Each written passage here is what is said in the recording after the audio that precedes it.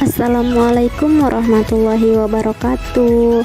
Perkenalkan, kami dari kelompok 1 dengan jumlah anggota 3 orang. Perkenalkan, nama saya Tria Yolita dengan NPM 211414040. Perkenalkan, nama saya Dimas Budi Prabawa, NPM saya 211414044. Perkenalkan, nama saya Afifa Aulia, NPM 211414042.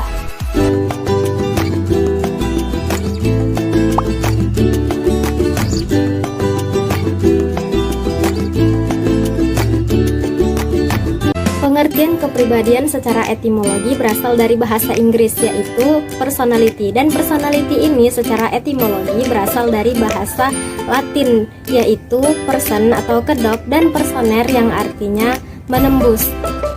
Kepribadian juga dapat diartikan sebagai kualitas perilaku individu yang tampak dalam melakukan penyesuaian dirinya terhadap lingkungan secara unik. Keunikan penyesuaian tersebut sangat berkaitan dengan aspek-aspek kepribadian itu sendiri, yang yaitu meliputi hal-hal berikut ini. Yang pertama, karakter, yaitu konsisten atau teguh tidaknya dalam memegang pendirian atau pendapat. Yang kedua, temperamen, yaitu disposisi reaktif seseorang.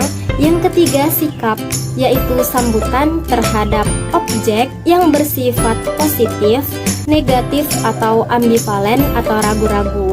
Yang keempat, stabilitas emosional, yaitu keadaan kestabilan reaksi emosional terhadap rangsangan dari lingkungan.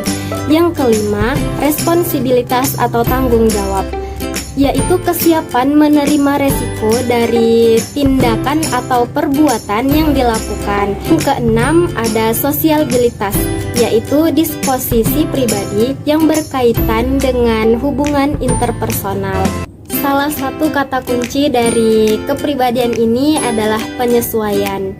Penyesuaian itu dapat diartikan sebagai suatu proses respons individu yang bersifat behavioral ataupun mental dalam upaya mengatasi kebutuhan dari dalam diri, tegangan emosional, frustasi dan konflik, dan memelihara keharmonisan antara pemenuhan kebutuhan dengan tuntutan lingkungan.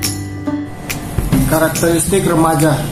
Tipe-tipe kepribadian menurut masing-masing para ahli agar kita lebih memahami kepribadian peserta didik sehingga saat proses kegiatan belajar dan mengajar berlangsung dengan maksimal.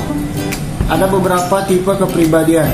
Yang pertama, orang-orang yang bertumbuh tinggi, kurus, memiliki sifat dan kemampuan berpikir abstrak dan kritis, tetapi suka melamun dan sensitif. Dua, orang yang bertubuh gemuk, pendek, memiliki sifat periang, suka humor, populer, dan mempunyai hubungan sosial luas, banyak teman, dan suka makan. Tiga, orang yang bertubuh sedang atau atletis, memiliki sifat senang pada pekerjaan yang membutuhkan kekuatan fisik, pemberani, agresif, dan mudah menyesuaikan diri. Kepribadian terbagi menjadi 12 kepribadian yang meliputi kepribadian berikut. Yang pertama, mudah menyesuaikan diri, baik hati, ramah, hangat versus dingin. Dua, bebas, cerdas, dapat dipercaya versus bodoh, tidak suka sungguh-sungguh, tidak kreatif. Tiga, emosi stabil, realistis, gigih versus emosi, mudah berubah, suka menghindar. Empat, dominan, menonjolkan diri versus suka mengalah, menyerah.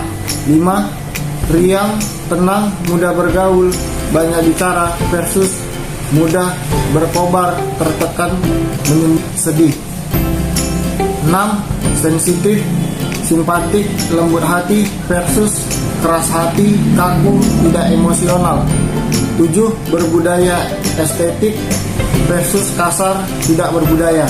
8. Berhati-hati, menahan diri, bertanggung jawab versus emosional, tergantung, impulsif, tidak bertanggung jawab. 9. Petualang, bebas, baik hati versus hati-hati, pendiam, menarik diri. 10. Penuh energi, tekun, cepat, bersemangat versus pelamun, lambat, malas, mudah lelah. 11.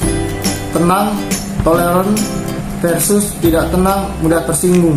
12. Ramah, dapat dipercaya versus curiga, bermusuhan.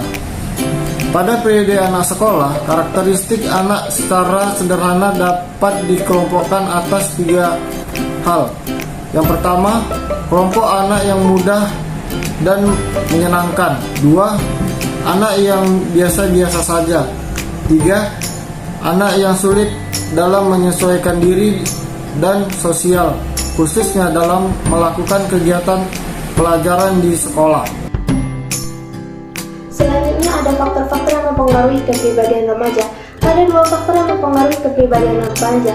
Yang pertama faktor internal dan yang kedua faktor eksternal. Pertama faktor internal. Faktor internal merupakan faktor yang berasal dari dalam diri orang itu sendiri. Faktor ini biasanya dipengaruhi oleh faktor genetis atau faktor bawaan. Maksudnya yaitu faktor yang berupa bawaan sejak lahir dan merupakan keturunan dari salah satu sifat kedua orang tuanya. Yang kedua faktor eksternal. Faktor eksternal merupakan faktor yang berasal dari luar orang itu tersebut. Faktor ini biasanya dipengaruhi oleh lingkungan terkecilnya seperti lingkungan keluarga, teman tetangga, sampai dengan media audiovisual dan lain sebagainya. Lingkungan keluarga menjadi tempat seorang anak tumbuh dan berkembang dan sangat berpengaruh bagi kepribadian anak, terutama cara orang tua mendidik dan membesarkan anaknya. Sebagai contoh, orang tua sering memerintahkan anaknya, tolong bila ada telepon, bilang ayah dan ibu sedang tidak di rumah. Perilaku tersebut mengajarkan seorang anak bahwa berbohong itu diperbolehkan. Akibatnya, seorang anak akan mencontoh perbuatan tersebut dan dapat juga menjadi sebuah keahlian yang lama-kelamaan akan menjadi sebuah kepribadian. Itulah penjelasan yang dapat kami sampaikan. Lebih dan kurangnya kami mohon maaf. Semoga bermanfaat. Terima kasih. Wassalamualaikum warahmatullahi wabarakatuh.